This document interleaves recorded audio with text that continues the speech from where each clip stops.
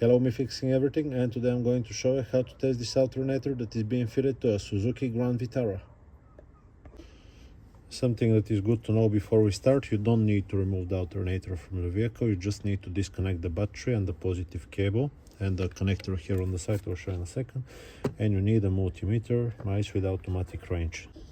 Okay, now you can see that the alternator is moving. That's good, it's not blocked, because it happens. Sometimes the alternator gets stuck, mechanical problem. Now we'll test the electrics. What you need to do is remove the 13mm nut from here, remove the cable, the positive wire. Don't forget to disconnect the battery. Remove the communication wire here, unplug it, and now here sometimes there is 8mm nut, sometimes there is not, sometimes there is like a retaining clips. This plastics gets removed like this. This is the voltage regulator. Remove it with 7mm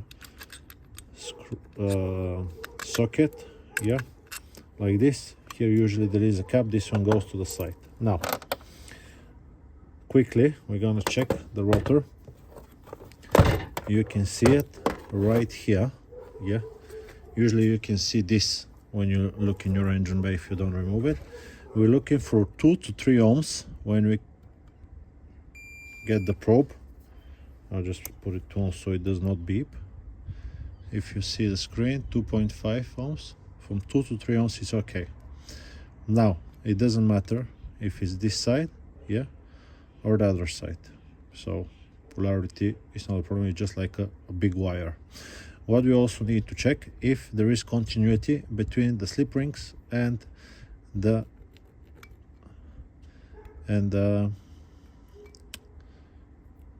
casing of the alternator. This is 16 mega ohms, so that's okay. And now we'll check the other side. 14, 17 mega ohms, that's perfectly fine. Mega ohms is a very large number, so it's like nothing. Now, next thing we're going to check is the rectifier bridge. What you want to do: take the negative probe, black one, put it onto here. That's the post for the big red wires for the positive terminal, and touch here. Okay, this will check the diodes. We're looking for 0.5, 0.45, it's okay. 4.5 is okay. 4.5 is okay. So that's the first three. You can take the opposite and see that they don't go back. Nothing, nothing, nothing. If it beeps, it's a problem, and it's showing like a 0, 0. Now what you're gonna do is take the positive, yeah, put it here and touch it onto this side. Can you see these three? 1, 2, and the third one. So this means the rectifier bridge is perfectly fine. You can take it again, black one, open, open, open, nothing. Good, so the rectifier bridge is okay. Next thing we're gonna check is the stator winding. We want to go on the side of them and hear them beep. But most importantly, we want to get on one of them, yeah, put the other one here and see nothing. If you hear beeping, it's going in the bin, yeah.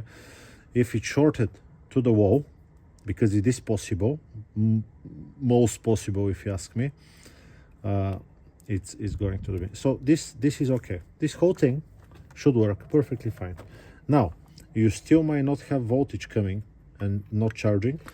The last culprit will be this one. What you can do, which is not testing the alternator, but you can check the voltage that comes to the cable when the ignition is on. If you have 8 volts, it's definitely the voltage regulator. Unfortunately, other than the brushes, you can see these brushes are brand new. Other than the brushes, you can't check, you cannot check this voltage regulator with just a multimeter. You need a bench power supply, you need a special communicating device, because some of them are different protocols. Some will expect a signal from the computer, some of them will expect a voltage between 12 and 14 0.8 volts and whatnot, but there is a chip inside. Yeah, there is a chip with almost like 15 wires inside, so you cannot check the voltage regulator with a multimeter. If you know a way, tell me, I'll be very happy to see. But that's generally what you can check on your alternator. Stator is okay, it's not shorted. Rotor is okay, it's not shorted. Rectifier bridge is okay. Brushes, look how long they are, perfectly fine. Other thing, it's the signal to the voltage regulator. I hope this video, and it turns. This one is not the best. Yeah, you can hear the bearing, but it does work. So that's how you can test. Some of them are 100 amperes, this is 170, some of them are a little bit less, but they're exactly the same. Yeah, I hope this video is being helpful to you. I'll just put it back now, and I will see you on to the next one. I'll be happy if you leave me a comment, or even if it's negative, I might not reply, but I'll still read it. That's it. Bye bye.